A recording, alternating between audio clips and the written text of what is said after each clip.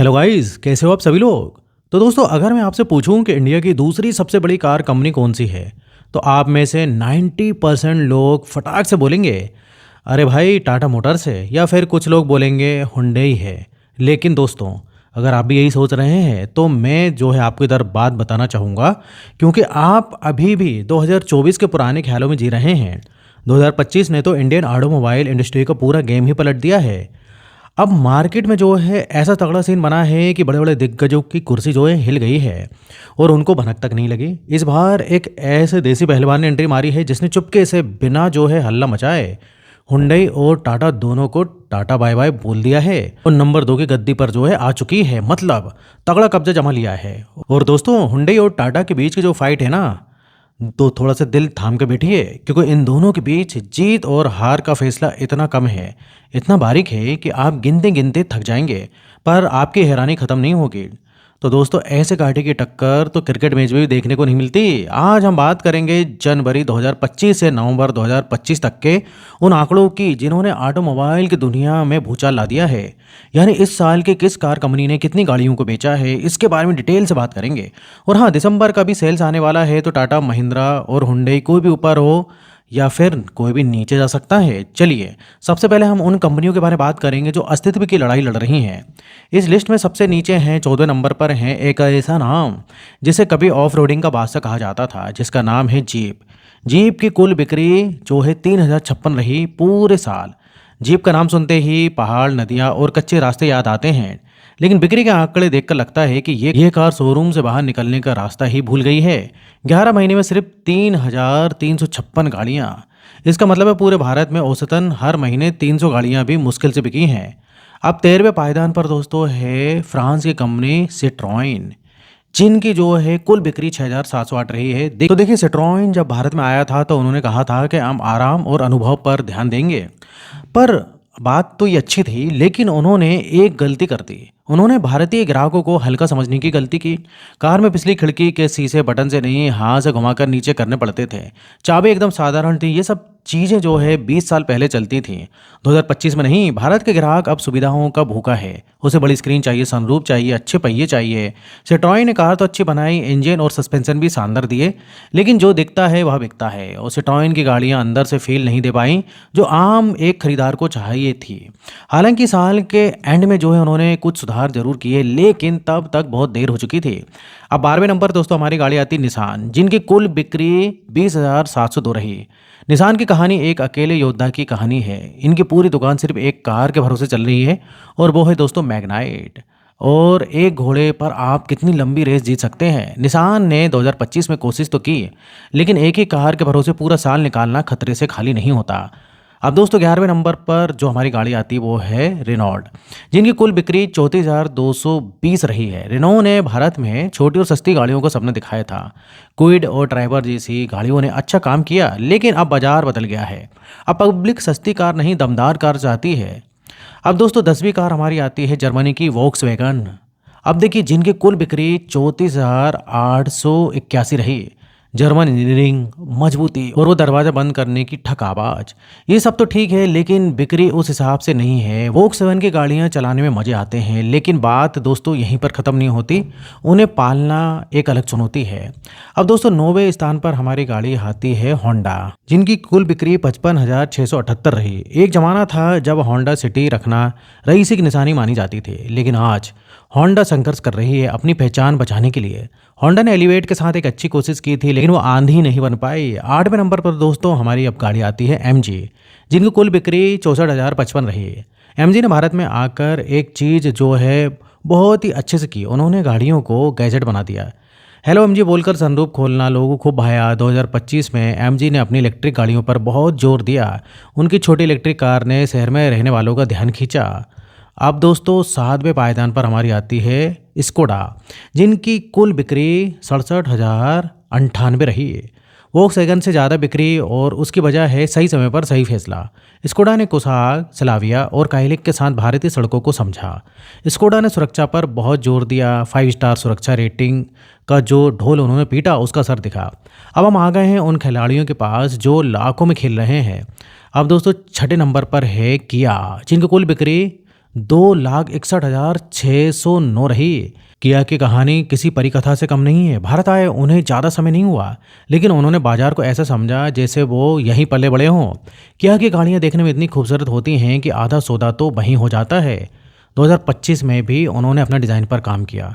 उनकी गाड़ियाँ सड़कों पर अलग दिखती हैं, लेकिन सिर्फ शक्ल सूरत नहीं, उन्होंने फीचर्स की भी दुकान खोल रखी है। जो फीचर्स मर्सिडीज में मिलते थे वो किया ने 20 लाख की कार में दे दिए। लेकिन इस साल उनकी रफ्तार थोड़ी धीमी पड़ी।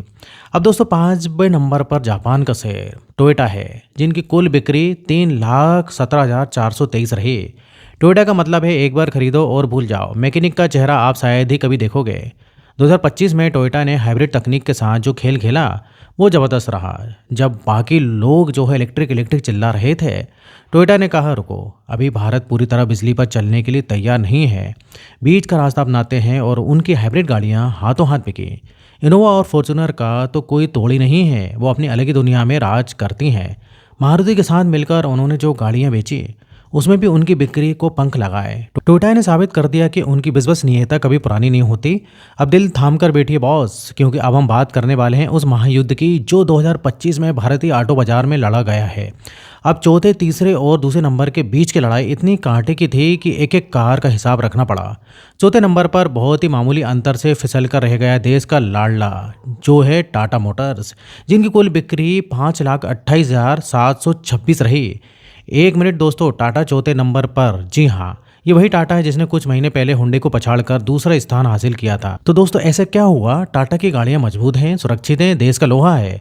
नेक्सॉन और पंच ने घर घर जाकर जो है जगह बनाई। लेकिन 2025 में टाटा को दो मोर्चों पर मार पड़ी। पहली तो उनकी इलेक्ट्रिक गाड़ियों की बिक्री में थोड़ी सुस्ती आई, क्योंकि सरकार की सब्सिडी और चार्जिंग को लेकर लोगों में अभी भी थोड़ा डर है। दूसरी और सबसे बड़ी वजह उनका पेट्रोल इंजन, जहां महिंद्रा और हुंडई के इंजन मक्खन की तरह चलते हैं, टाटा के पेट्रोल इंजन में वो बात नहीं है। थोड़ा शोर, थोड़ा वाइब्रेशन, और ग्राहक अब ये सब बर्दाश्त नहीं करता। इसके अलावा टाटा की बिक्री के बाद की सेवाओं यानी सर्विस को लेकर भी ग्राहकों की शिकायतें कम नहीं हुई। कार बेचना आसान है, लेकिन रिश्ता बनाए रखना मुश्किल। टाटा ने गाड़ियां तो खूब बेची, लेकिन शायद ग्राहकों का दिल जीतने में कहीं ना कहीं थोड़ी चूक हो गई, और इसी चूक का फ़ायदा उठाया उनके विरोधियों ने। अब 230 नंबर पर टाटा को सिर्फ 736 गाड़ियों के अंतर से जो है पछाड़ दिया है। वो है हुंडई, जिनकी कुल बिक्री 5,29,462 रही। सिर्फ 736 गाड़ियों का फ़र्क, सोचिए मुकाबला कितना कड़ा था। 11 महीनों की बिक्री में इतना कम अंतर बताता है कि एक एक ग्राहक के लिए छीना झपटी हुई है। हुंडई ने 2025 में अपनी रणनीति बदली। उन्होंने देखा कि टाटा सुरक्षा के नाम पर बाजी मार रहा है, तो हुंडई ने भी अपनी गाड़ियों में 6 एयरबैग और सुरक्षा फीचर्स जो है मानक कर दिए। क्रेटा का नया रूप बाजार में आया और उसने फिर से कोहराम मचा दिया। हुंडई की सबसे बड़ी ताकत है उनका इंजन और गियरबॉक्स, इतना स्मूथ कि पता ही नहीं चलता कि कार स्टार्ट हो गई है। भारतीय परिवारों को ये सुकून पसंद है। हुंडई ने टाटा को पछाड़ा क्योंकि उन्होंने सही समय पर सही स्टॉक पहुंचाया और अपने ग्राहकों को इंतजार भी नहीं करवाया। लेकिन असली धमाका तो अब होने वाला है। वो कंपनी जिसने सबको पीछे छोड़ दिया है, जिसने लंबी छलांग लगाई है और सीधे दूसरे नंबर की कुर्सी पर कब्जा जमा लिया है। दूसरे नंबर का नया राजा है महिंद्रा, जिनकी कुल बिक्री 5,74,657 रही। महिंद्रा ने हुंडई को लगभग 45,000 गाड़ियों से पीछे छोड़ा है। ये कोई छोटा मोटा अंतर नहीं है, ये एक तरफा जीत है। महिंद्रा की ये जीत रातों रात नहीं मिली, ये जीत है उस जीत की जो उन्होंने सिर्फ एसयूवी बनाने के लिए पाल रखी थी। 2025 में महिंद्रा ने अपनी गाड़ियों के उत्पादन क्षमता को बढ़ाया। याद है वो समय जब स्कॉर्पियो या एक्सयूवी 700 के लिए 2-2 साल का इंतजार करना पड़ता था। 2025 में महिंद्रा ने उस समस्या को जड़ से ख़त्म कर दिया। कार का ऑर्डर दो और हफ्ते भर में कार घर ले जाओ। इस एक कदम ने जो है पूरा पासा पलट दिया। इसके अलावा थार रॉक्स, एक्सयूवी 3XO ने बाजार में आग लगा दी। थार रॉक्स ने उन लोगों को भी अपनी तरफ खींचा जो ऑफ रोडिंग नहीं करते लेकिन टसन पूरा चाहते हैं, और 3XO ने छोटे एसयूवी बाजार में तहलका मचा दिया। महिंद्रा ने समझा कि भारतीय आदमी को रोड प्रेजेंस चाहिए। उसे चाहिए कि जब उसकी कार सड़क पर निकले तो लोग मुड़कर देखें, और महिंद्रा की हर कार यही करती है।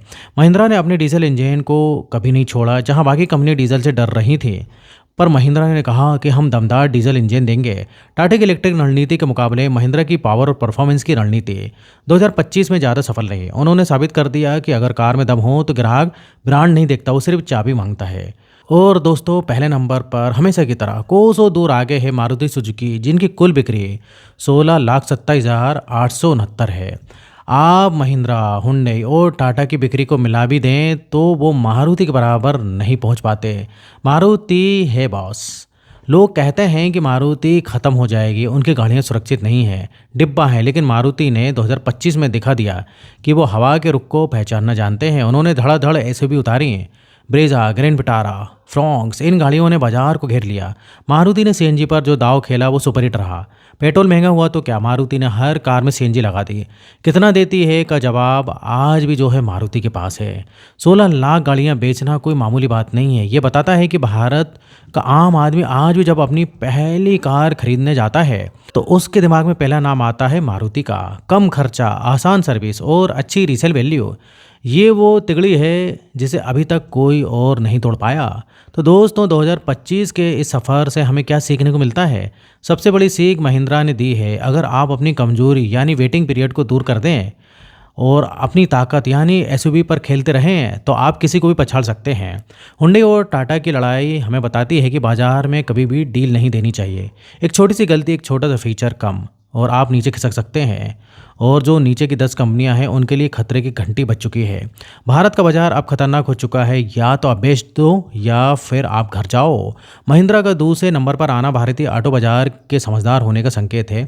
अब हम सिर्फ सस्ती कार नहीं खरीदते, हम गर्व वाली कार खरीदते हैं। तो दोस्तों, अगर आपको वीडियो पसंद आया है और अगर आप चाहते हैं कि हम ऐसे ही आंकड़ों को निकालते रहें तो आप अभी कभी चैनल को सब्सक्राइब कर लें अगर आपने अभी तक नहीं किया है तो, और वीडियो को लाइक करना ना भूलें। तो फिर मिलेंगे नेक्स्ट वीडियो में दोस्तों, और यहाँ तक वीडियो देखने के लिए, बने रहने के लिए आपका बहुत बहुत धन्यवाद।